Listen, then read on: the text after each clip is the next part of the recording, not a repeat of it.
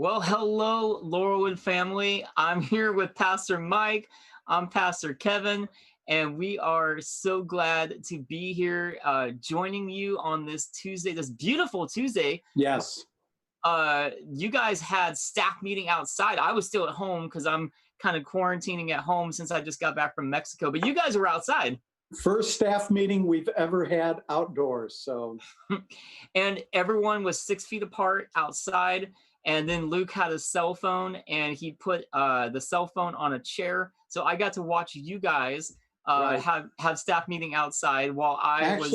Actually, Luke wasn't socially distant from the cell phone. So, Well, okay. Just to clarify that. It was his cell phone, which I think is fine for him to do. So anyway, but no, it's been wonderful. Me and my family, we are back from Mexico. Welcome back. Thank you.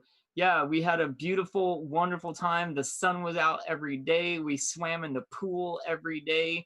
We went horseback riding. It was just a ton of fun. And everybody wants to know, how many milkshakes did you guys drink? Yeah. So I was telling the staff today, we went to this place, and they have like a guy that walks around taking, like orders, like food and drink orders. And like between like our family easily in the time we were there, we easily ordered at least 100 milkshakes.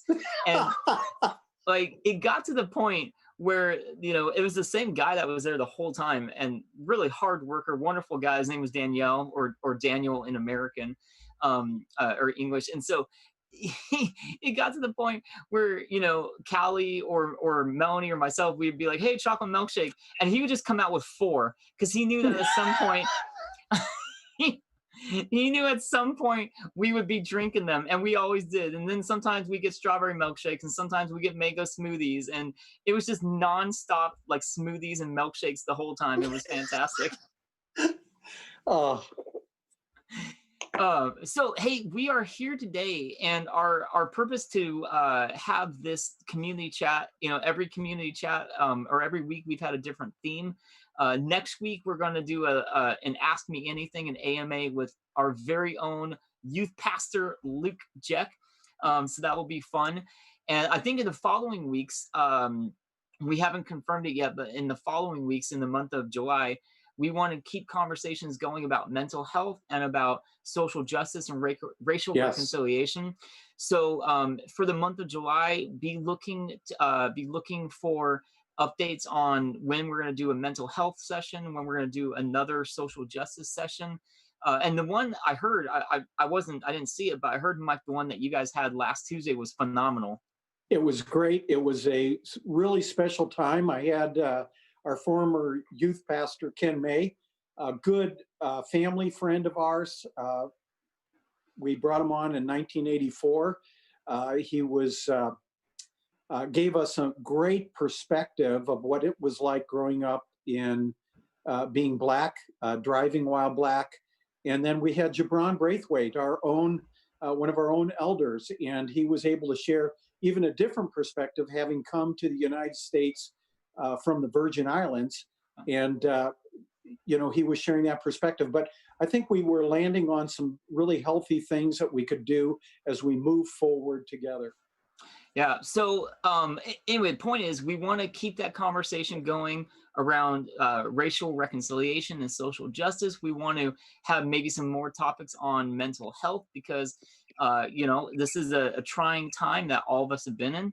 And next week, again, will be Luke, Ask Me Anything. But for today, our session today, we are going to focus exclusively on the timeline of opening our church and what that looks like moving forward in the coming weeks and the coming months. So we're going to be answering kind of some questions you might have. But as questions come up, we want you to chat.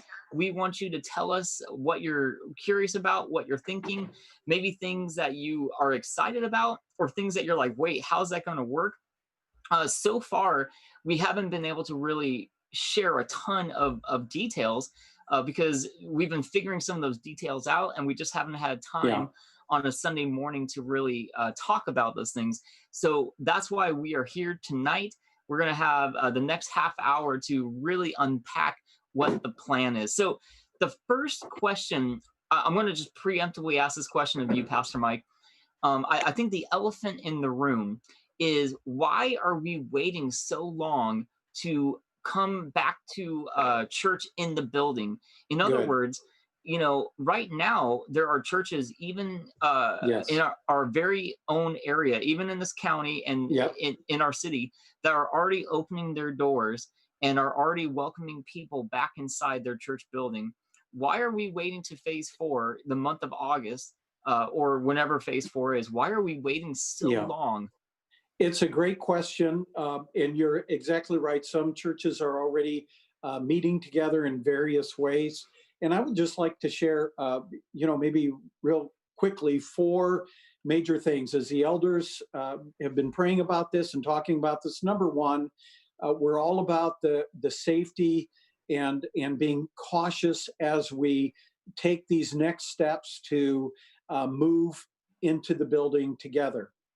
We we recognize at our church we have a lot of older people who are more susceptible.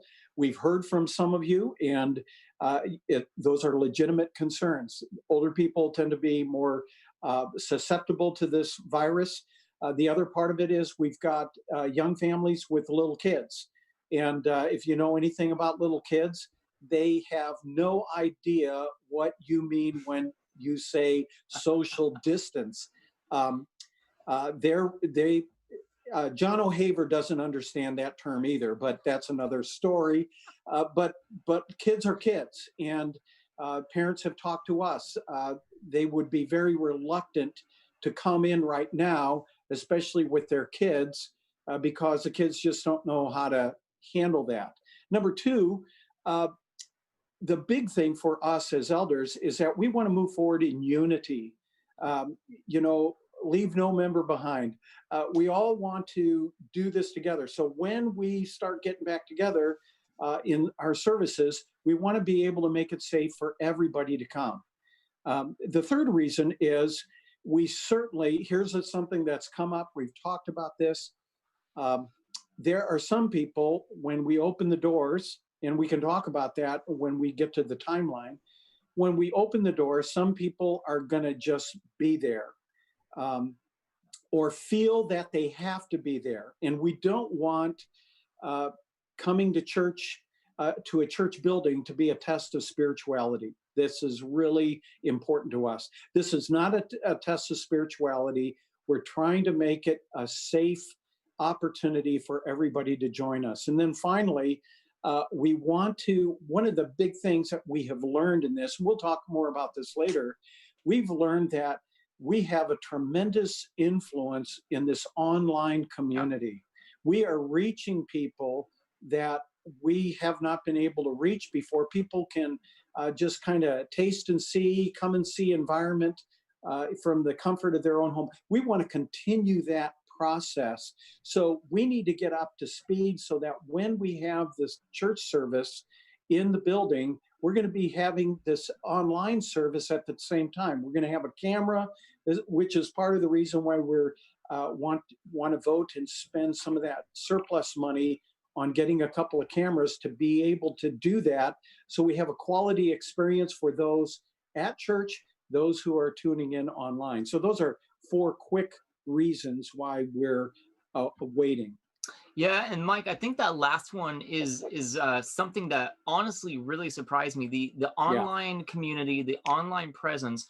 I think, Mike, you and I were really, like, those first couple weeks when back in March. Remember that? Yeah. That was like forever ago. We've had 15 services online. I can't believe it. I know, but those first couple weeks in March, leading up to Easter, I was genuinely shocked at the response, the overwhelming just engagement that we saw online, and it genuinely blew me away. And I remember in that moment saying, "Whoa, hold on, wait a minute! I think we've just tapped into a market that I didn't even know existed." Yeah. In other words, like I've read blogs and articles about, oh yeah, like, your church should be doing online. And I'm like, oh, that's not Laurelwood. That's not Yeah, us. yeah, yeah. And I felt the sudden, same way, Kev. yeah, This is an opportunity you and I didn't think about. I feel like it was, in one sense, forced upon us, yeah. and we're seeing this as something that God is calling us to continue to do. Absolutely. It was forced on us. We didn't have a choice, but once we started doing it, we saw the value in it. And that's why, we've continued to do this Tuesday chats, because I think there's still value in it. I think people are engaging in different conversations. It's a way to reach out. Now, obviously, I don't think any of us want to stay online forever, but we want No, to keep offering this. I read this blog just the other day, and it says, I can't remember the exact statistic, but I think it was something like 40% of people, before they attend an actual church service, they check it out online and watch the online services first. And if there aren't online services yeah. available, then they're much less likely to physically attend the church. So we're not replacing church No, with not at all. And I think, Kev, part of that, and you want to talk about the timeline, but part of what I wanted to say there is probably what I would say as a pastor is stay online, do church online as long as you want, but as soon as you can, and as soon as we can, let's start gathering together, because as good as the online experience it is really fun to be together. That's the strength of Laurelwood. We're a community of people that genuinely love one another, and we love guests. And that's one of the things we hear again and again. I hear it from our guests time and again. Your church is so friendly. As soon as we got in here, we were greeted by people. We were directed. We just felt we were welcome here. Yeah, yeah, and I agree, Mike. I think from the pastoral side of me, I've seen over almost 15 years now at Laurelwood, the value of relationships and community being together. There's something important, both from Yeah, a serving model where when I'm at a church, it forces me to rub shoulders with people. I can get involved and serve in different ways. Sitting back on your couch, watching on TV, it's a little bit harder to engage and serve and be right. selfless. So yeah, I think you and I are totally agree that the model of an actual physical community gathering is important. But we as elders, and as a leadership Yeah, team, I think we see the importance of the yeah. online community. You bet. So So Kev, talk to us a little bit about the timeline. What are we doing? yep. What's next? So we've talked a little bit. You and Sam shared a little bit on Sunday. I want to unpack this, and here's what Yes. I would like to do. I would like to, as I begin unpacking what the next few weeks and months look like. I would love it if you could respond in with either questions like, "Wait, I don't get that. That didn't make sense," or maybe respond in with, "Yeah, that sounds amazing. I can't wait for that." I appreciate Chris Fields, who just right now she wrote in response, "Hey, that sounds so good and wise. Thank you, pastors and elders. Thank you." So I appreciate that Chris Fields is recognizing what we're trying to do. As I unpack this timeline, just chime in with your comments. I have the chat in front of me, so I can read that. Good. But Good. but so here's what it's going to look like this coming Sunday. We're going to do another online service like we've been doing for the past 15 It'll be our weeks. 16th. So, yeah. It'll be our 16th. It might potentially be our final online service where we are 100% online. I don't know exactly yet, but this Sunday, I'm actually preaching. So I'm going to preach and record the sermon from my house. I'm going to do some of the music from my house. And on Sunday morning, Pastor Mike will be joined by Allison Deviney, our women's ministry leader, and the two of them will be hosting. So you'll want to tune in for that. But then, just the first Sunday of July, that is when we're going to begin our first attempt of meeting outdoors. And like Pastor Mike already said, we're going to wait a little bit to have physical gatherings inside for all the reasons Mike mentioned. But until then, we can meet outside, and I think we can meet outside without a ton of restrictions. And so here's what it's going to look like. Just a couple hours ago, me and Luke Jack and Steve Jones and Jabron Braithwaite, the four of us were on a Zoom call, and we were talking about logistics and technical stuff. And I think we figured out a pretty good plan. So we're going to meet on July 5th in the back parking lot. That's the west parking lot where the modules are. And we're going to invite anyone that feels comfortable to come in their car, leave at least one parking spot in between, because one parking spot is actually a little bit more than 6 feet. So everyone park with at least a parking spot in between. If you want, you can stay in your car and roll down the windows. Or if you want, you can bring a lawn chair and sit out on the asphalt. Whatever you want to do. We would ask though that if you are sitting outside on a lawn chair, just bring a mask for just out of respect for other people. Now, here's what's important: we will be continuing to broadcast the service.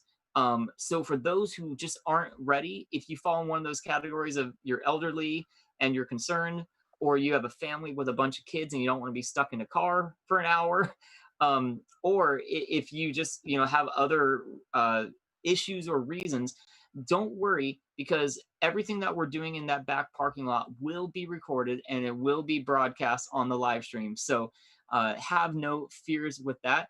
Rachel Draper says, church tailgating, can we bring a barbecue? Funny you mentioned that, Rachel, because one of the things we're going to do is for anyone that is at the church on Sunday morning, July 5th, after church is over, if you want to bring a picnic and go to the park next door, we're inviting and encouraging, just saying, hey, if you want to go have some food, get a blanket, grab your lawn chair, have a meal outside with some people, again, stay 6 feet apart out of respect. But it's going to be, I think, a lot of fun. And my guess is for the people that show up in the parking lot on July 5th, my guess is they'll probably want to, those are probably some of the more social people who maybe aren't as concerned about coronavirus, and they're going to want to talk and they're going to want to hang out. And so go to the park, have at it, bring food, bring a lawn chair, and just enjoy that time. So Christina Perry says, wow, this keeps getting better and better. Yes, barbecue and food, and it's going to be great. So do all of that stuff or stay home. The experience will be the same. We're gonna still do our service where we engage with chat, and so we're asking people who are in their cars, who come, people who have lawn chairs, whatever, bring your smartphone, because we want you to still engage in the chat. Yep. We want you to in fact, when Sam and I are going to be leading the music on July 5th, and we're going to ask people to actually Google the lyrics rather than printing song sheets or doing anything like that.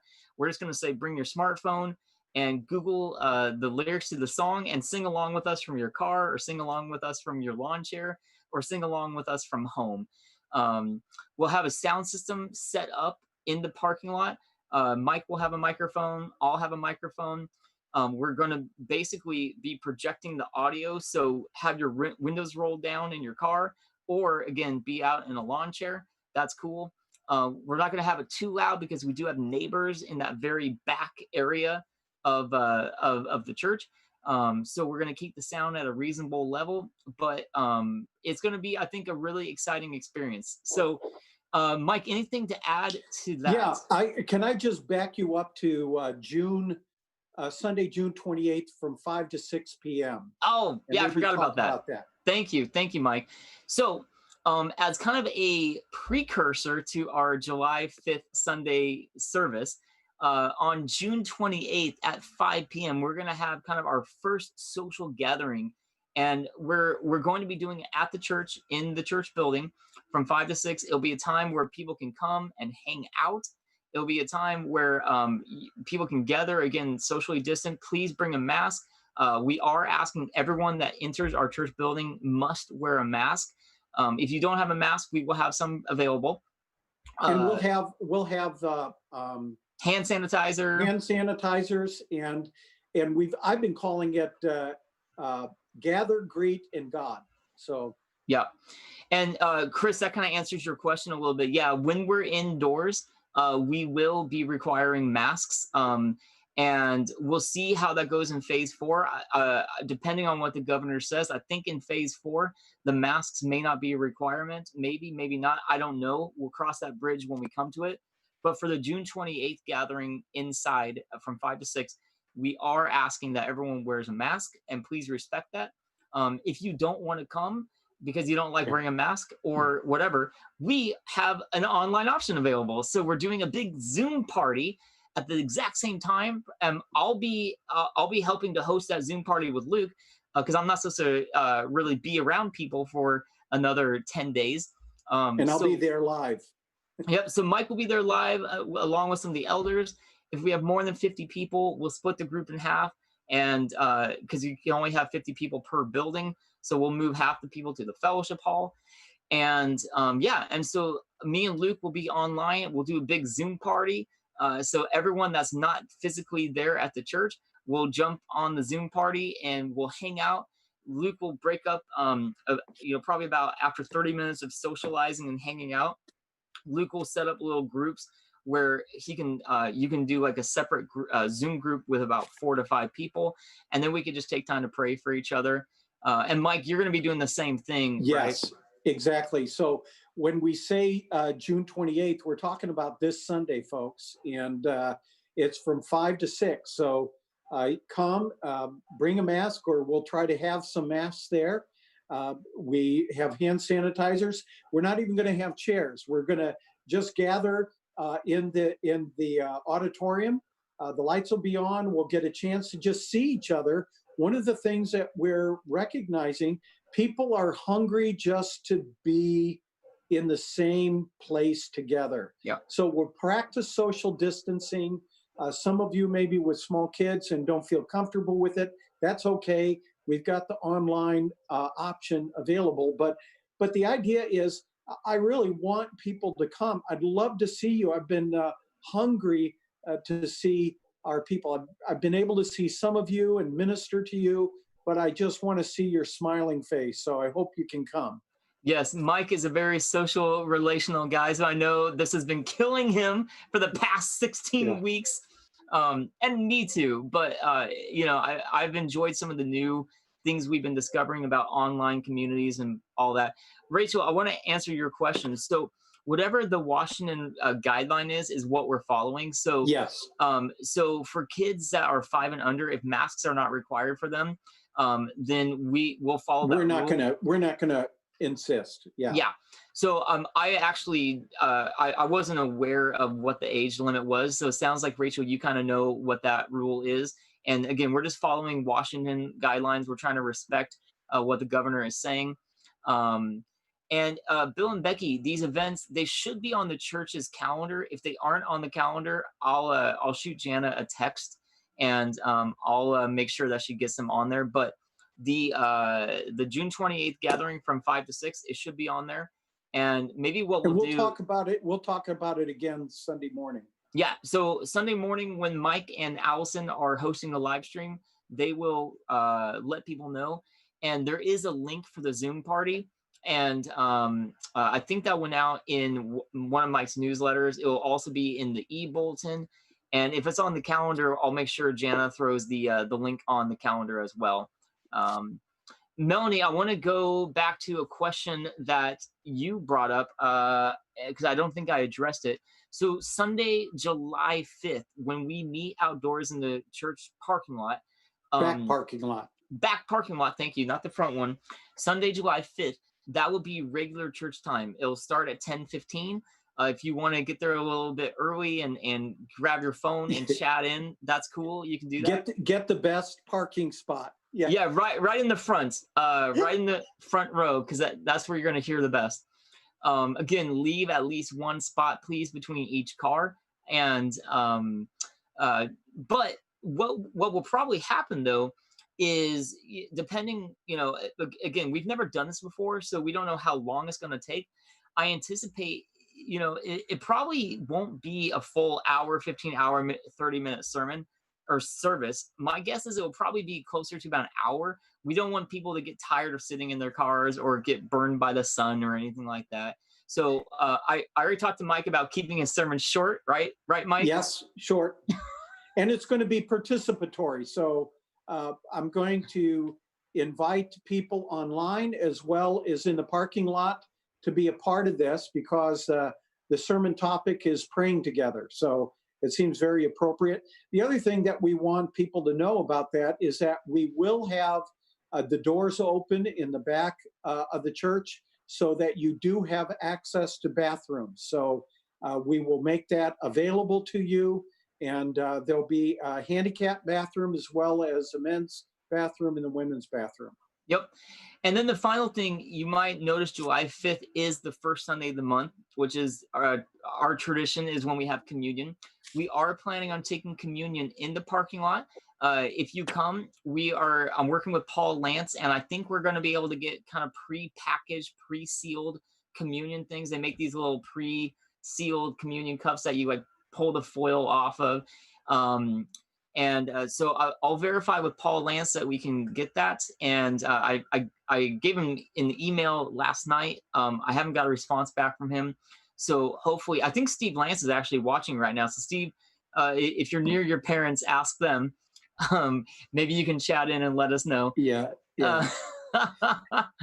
But for those that will be joining online, it'll just be like we've been doing. Grab some bread from the kitchen. Bring your own communion. Yeah. Yeah. So, but for those that are actually physically at the church, we do want to provide communion. We'll have Paul and some of the servers with masks and gloves walk around to the cars. That's right. Yeah, just like curbside pickup if you go to Panera. So same type of deal. So I think I covered everything about June 28th and July 5th. Moving forward in July, we've been careful. I was talking with Steve Jones, and I want to be careful to not say every Sunday after July 5th will be in the parking lot, because if things go horribly wrong on July 5th and it's a total bomb, we might have to rethink what we're doing. And we might have to maybe have a Sunday where we're back online 100% and not gathering. Me personally, I would like to, once we do July 5th, I would like to keep meeting, assuming that July 5th goes well, I would like to keep meeting in the parking lot and just do that every week that we can until we can be in phase 4. That's what I would like to do. But again, if it goes horribly wrong on July 5th and it's a total failure, we're going to need to rethink how we're doing it. But I think it'll be good. I think it'll be good. And I think one of the things that we want to emphasize is our church has been very resilient during this time. They have adapted, they have accepted the changes, and they have been more than patient with us. And we're trying to figure this out along with everybody else. And I don't know that there's one right way to do everything. So we're experimenting and creating. And like you said, if it's a bomb, then we'll go back and try something else. So. Yeah, and if it is a total failure, I'm going to 100% blame Luke, our youth pastor. So sorry, Luke. There you go. Yeah, that's kind of what I do anyway. So. Yeah, Luke actually said in the chat, he says, "Don't blame me if it goes wrong." But I'm sorry, buddy. You're the best person to blame. So. Yeah.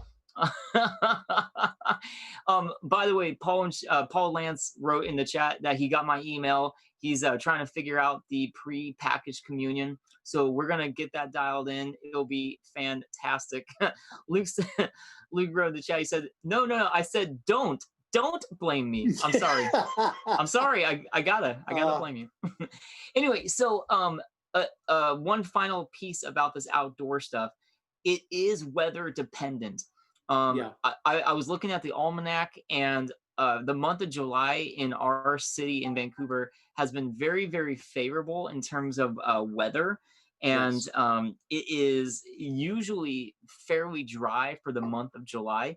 Of course, that is no guarantee in the Northwest, but I want to just kind of throw it out there that if it is raining on a Sunday morning, we will not have outdoor services. We will go back to just being 100% gathering online. And luckily we have the technology for that, and we have everything set up for that. So that is kind of a little caveat to the whole Sunday outdoor gathering. Okay, Lang is asking a question. Can we save some parking lot spots for our seniors, as younger folks can have their smartphones to rely on? Hearing aids maybe don't work so well. Yeah, absolutely. I think maybe we can just kind of, say, hey, this front row, if you're hard of hearing or you're afraid you won't be able to hear, just save that front row for those people. That's great. That's good. Yeah. So That's a good point, Lang. We want to make this as user friendly as possible. We would like as many people who feel comfortable come to the July 5th out in the parking lot. We want to, with being socially distant, we want to fill up the parking lot to the maximum degree. And you're right, older people might sit closer to the front. Younger people who are more tech savvy sit to the back. But I would have to say, there are people like Diane Adams and Sherry Valentine who are older, who are very tech savvy. Yeah. Probably far more tech savvy than yours truly. Yeah. Far more tech savvy than Coach John. Okay, so. Okay, I didn't say it, by the way. Mike said it, and Mike also, yeah. I'm just gonna let you eat those words. It wasn't me. All right, it wasn't me that said that. Other questions. Feel free to chat in your questions. Jana Lewis, I love what you said. Jesus preached outdoors a lot. I think it's gonna be good. Yes, that's right. Yeah. And somehow Jesus and the Apostle Paul, they did it without microphones. They did it without technology. They figured it out. But I do want to take, as questions are as you're chatting in your questions or comments or whatever, I do want to take this opportunity. Mike alluded to it, but I want to thank the Laurelwood Church for how resilient and how flexible you have been. We have been trying our best, and sometimes we fail. And sometimes we have not done things very well. And other times we've done a pretty good job. Like, I've actually been pretty proud of the work that we've done. It's been a lot of fun being creative.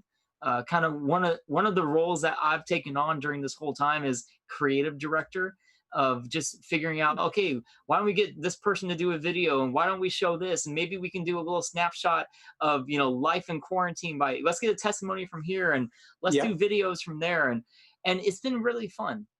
And and a shout out to Luke Jack for his technical ability, and Zach Shute, who's been coming on board and learning the ropes. And I've just been so impressed there. But Laurelwood family, you have supported us. You have encouraged us. And we know that none of us wanted to see this happen.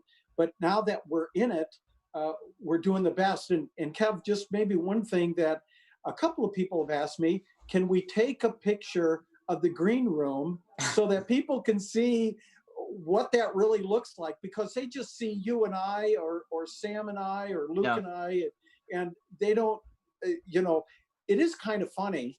Well, and actually, if you're on Facebook, if you go to the Laurelwood Facebook page, I've actually posted a number of photos. So get on Facebook on the Laurelwood page, and you can see some behind the scene looks. I think the most recent one was one a couple weeks ago with Sam and Mike. I've done some ones with John and Mike.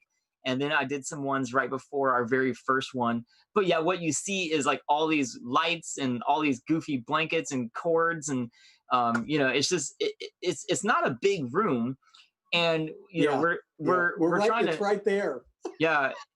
It's a very bizarre thing, honestly, to talk to a camera and to, we have this monitor that's right in front of us that has the chat on it. So as Mike and I are there on Sundays, we're staring at this monitor, we're staring at this camera, and there's a monitor right below, and we're trying to read, and we're trying to do all that stuff. And it's pretty goofy.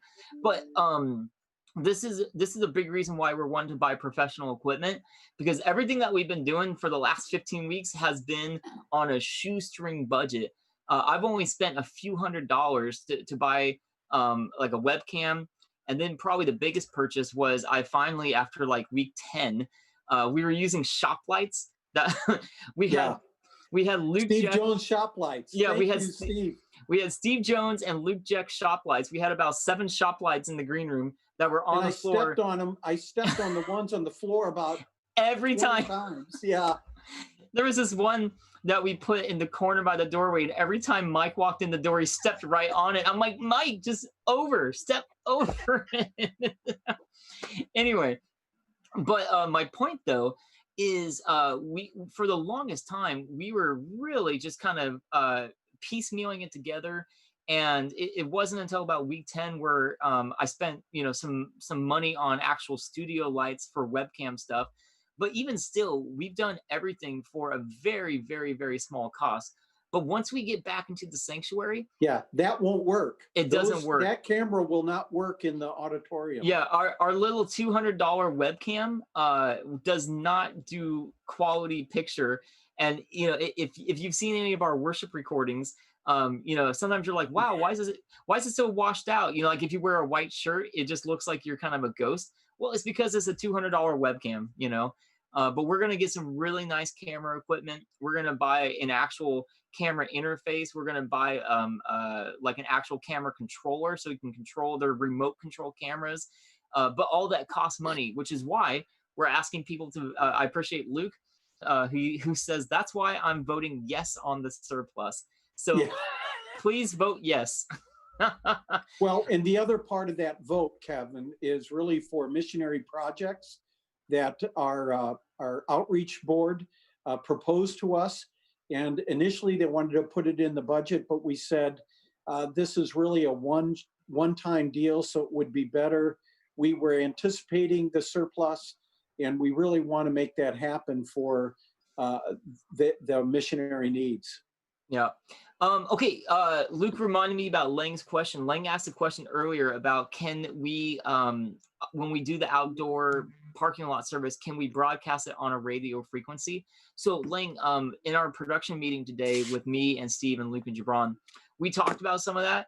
And we're deciding not to do a radio frequency for a number of logistical reasons. But the easiest way to answer it is we feel we can get enough sound from our speakers. But more than that is if we do a radio frequency, even on an FM station, it's not going to sound very good. And it forces people to stay in their cars, where we want to allow people to be outside and sit on a lawn chair if they want to. So no FM frequency. We're just going to set up some speakers. We're going to call it good. Again, though, this is our first time ever doing this. It might be a total disaster. We might have to scrap everything after July 5th and go back to the drawing board. I don't think that will be the case. I'd like to hope that after July 5th, it's a huge success. And we say, okay, we're doing this every week now for the next however many weeks until we're back in the building. That's what I'm hoping for. Okay, a couple of other things. Oh yeah, so Rachel, who has been on the workshop team a number of times, she knows all about that camera. We were talking about the little webcam. And yeah, how bad is the camera? There was one week where Dan Friesen was on one end of the stage and I was on the other end of the stage. And Dan Friesen, I didn't realize how much taller he is than me until we started recording, and I wasn't really paying attention to the height ratio. And his entire head from the eyes up was completely cut off in the recording. And so, but the problem is we couldn't really pull back the camera too much because of the limited capability. So we had to kind of shift some things around. Eventually, Dan got a stool and just sat down. So that was our. Let's see what else. Michael Sampson, he asked, "How much do you need?" So again, we're going to use the money that we already have in the church. So we ended our fiscal year with a $97,000 surplus, which is amazing. And we want to use some of that money to support our missionaries. There's 3 missionaries that we want to help. Go ahead, Mike. Yeah, I was just going to say, 10,000 of it will go to Doug and Dee Valenzuela, their Melito Church project, and part of that is to pay off the building. 5,000 of it will go to Freedom House to help pay down their mortgage. 2,000 of it will go to Peter and Lauren Bozen our new missionaries, they've been living in an apartment. They have 4 kids, and they're trying to raise some money for the building of a house. So we have 2,000 for that, and then 12,000 for this professional. It's 2 cameras plus. Kevin can talk about that. All the switching and all those gizmos that you need in order to go between the 2 cameras and to work with. And here's the exciting thing that I don't think we've talked about, Kev, is that our own Zach Shute, who will be continuing at Multnomah, but also going to Convergence. He's going to be, he's coming on board to help us with some of this online presence, and he's learning the production part of it. Yeah, and so Zach and I, we've been talking a lot, and Zach has agreed to basically help lead this ministry, and we really see this online digital stuff as a ministry. We don't want it to just be kind of like a thing we just kind of piecemeal together. Like, we don't want to use a $200 webcam, as Kathy Green says, that gets very washed out. And it's true. Like, the picture gets washed out. It's not the best webcam, but it's been adequate for what we've been doing. It's been working for us. It's been working, but what we want to do is we want to take all this equipment, and Zach has already said, hey, I want to lead this ministry. I'm going to help develop people. I'm going to recruit people, because we're going to need camera operators. We're going to need technical directors. We're going to need production managers. And so Zach is going to help lead some of that stuff. But anyway, Michael, sorry, long answer to your question. $12,000 is the amount of money that it takes for all the equipment we need to buy. But we actually have the money for it. So don't feel like, that we're not asking people for money. We don't need more money. We just need to be authorized to use the money we already have. A portion of the reserve, of the surplus. Yeah. So imagine we have $97,000 that we have as surplus, and we're using a total of 29,000. 29,000 of it for all this stuff. Okay, so we're running out of time. I want to make sure I caught everything. Lang says another thought. Can we park our cars in the front, bring the lawn chairs to the lot? It could cause some of us are small and may not see well. Sure. Yeah, she says, for those of us that are small, we may not see well if there's a huge truck in the way. Yeah, so you bet. Yeah, staggering the cars. I mean, honestly, I don't know if we need to have a parking lot manager to try to arrange cars. We're figuring it out. Yeah, we're figuring it out.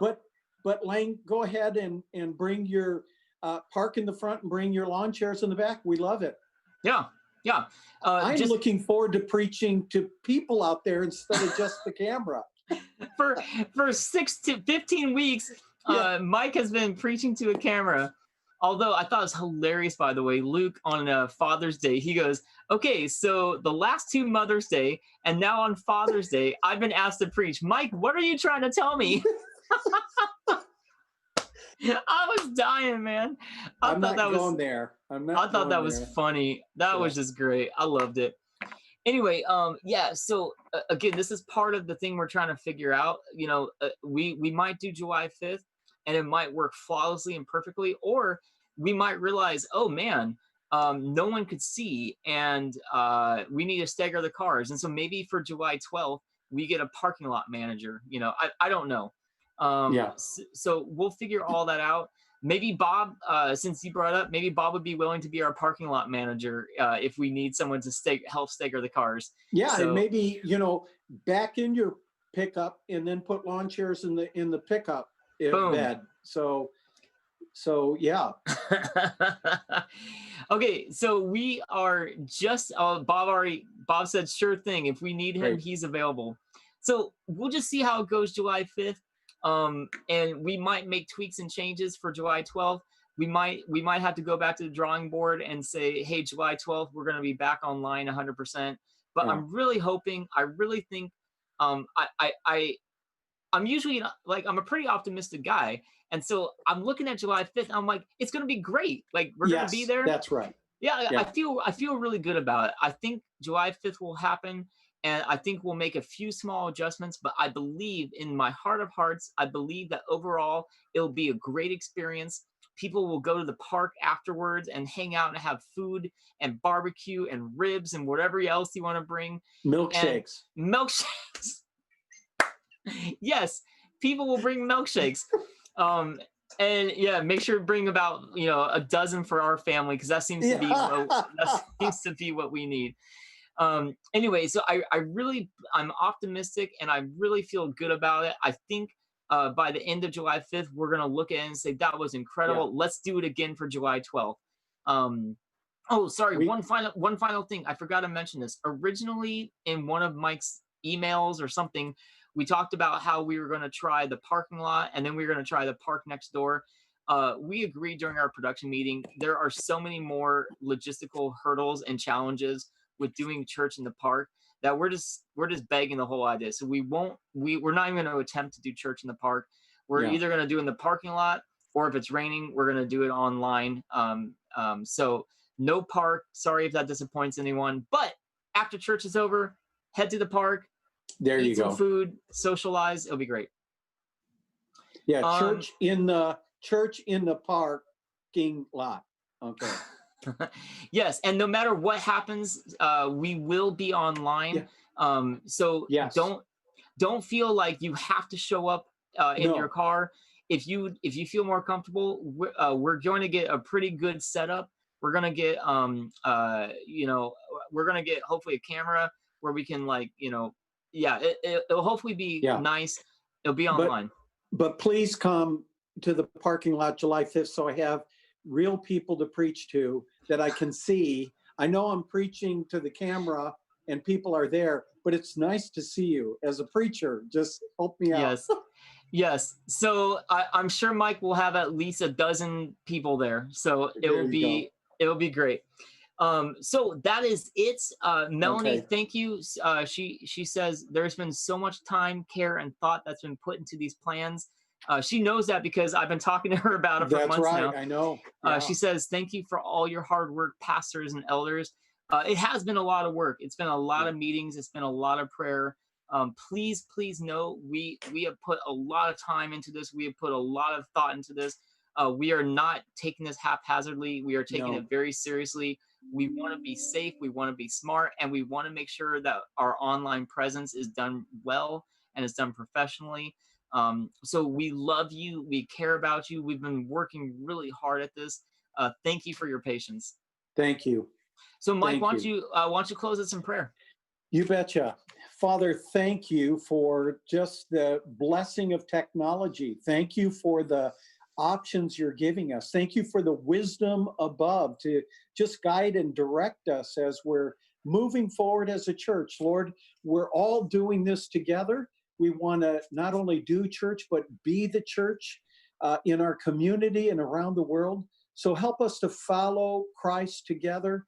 And Lord, would you continue to grant us wisdom and favor and unity of the Spirit in the bond of peace. In Christ's name we pray. Amen. Amen. So just a couple comments that came in. Monica says, thank you for all you're doing. Thank you for taking it seriously. Bill and Becky says, yes, thank you guys. And I want to thank our church for being so positive in their response. So we'll be back here next Tuesday for Luke Jack. Ask me anything. Ask him anything. Yep. And of course, our Sunday, June 28th, Pastor Mike and Allison Davini will be hosting. I'll be preaching from my house, and we're going to do a cool service of incorporating worshiping together, and it should be really fun. So join us for those two things. We'll see you next time. Thank you, Laurelwood. Goodbye. Bye-bye.